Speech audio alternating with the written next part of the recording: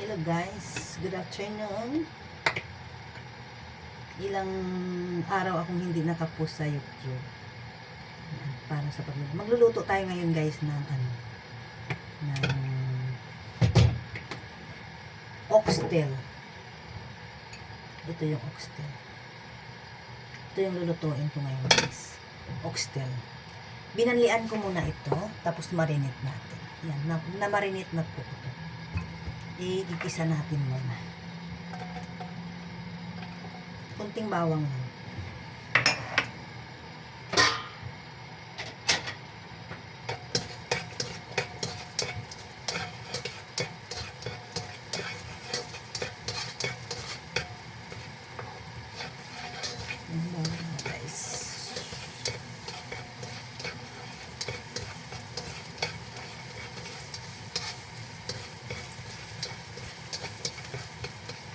At pabaguhin natin yung natin.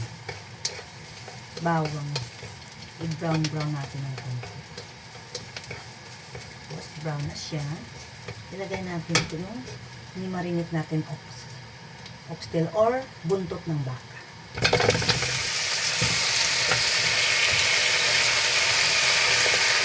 Pero sa akin, sobrang mahal yata. Dito nga siguro nasa kung sa piso ito almost 1,000 na, parang 800 pala yung binili ko sa piso ha. Pero dito lang 82 lang dollars.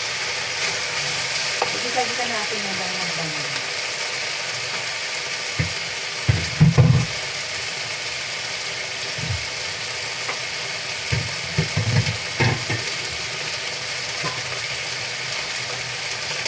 Hanggang lumabas yung kanyang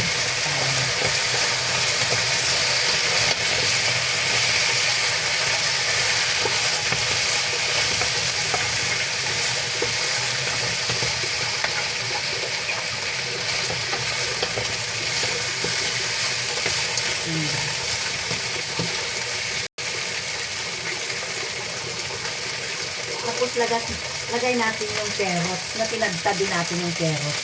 Kailangan maraming ricado kasi ito yung pinaka-sauce niya. Yun yung pinaka-sauce niya.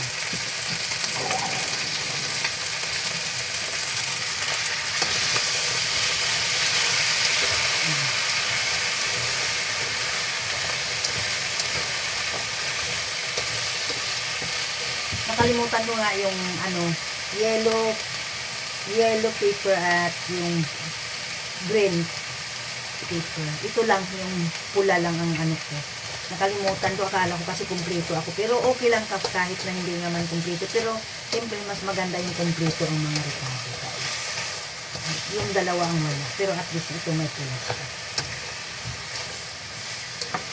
Tapos, ilagay din natin po yung tinagtad na celery.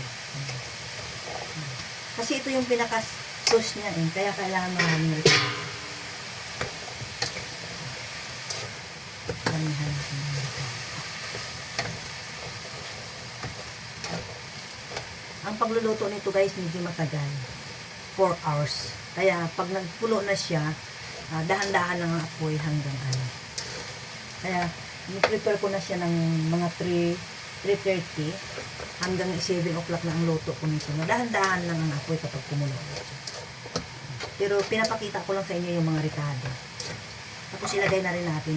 Basta sabay-sabay na ilagay na rin natin yung tinagtad natin na pula na bell pepper.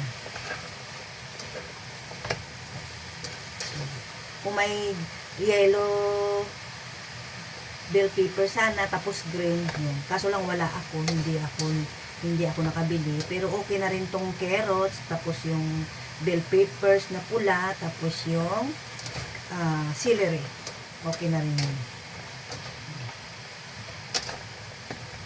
Tapos ito hanggang maluto na siya guys, dahan-dahan lang kapag medyo okay na siya.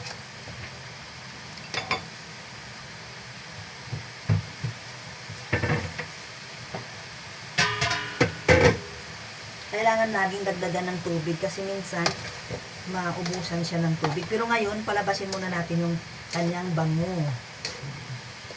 Labasin muna natin.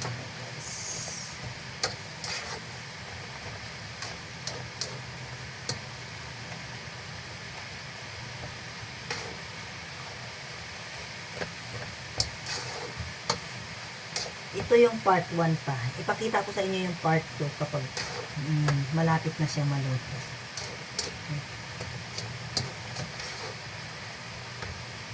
Yan lang muna ipakita ko sa inyo yung paano gumawa ng palambutin itong ano. Tapos lagyan ng maraming tubig. Dagdagan na lang kapag medyo mamaya hindi pa siya malambot. Kaya anuhin muna natin, pabayaan muna natin hanggang 4 hours. Depende, kapag alam naman yung luto na, okay na siya, guys. Okay? Thank you, guys. Ipakita ko na lang sa inyo mamaya ulit. Thank you.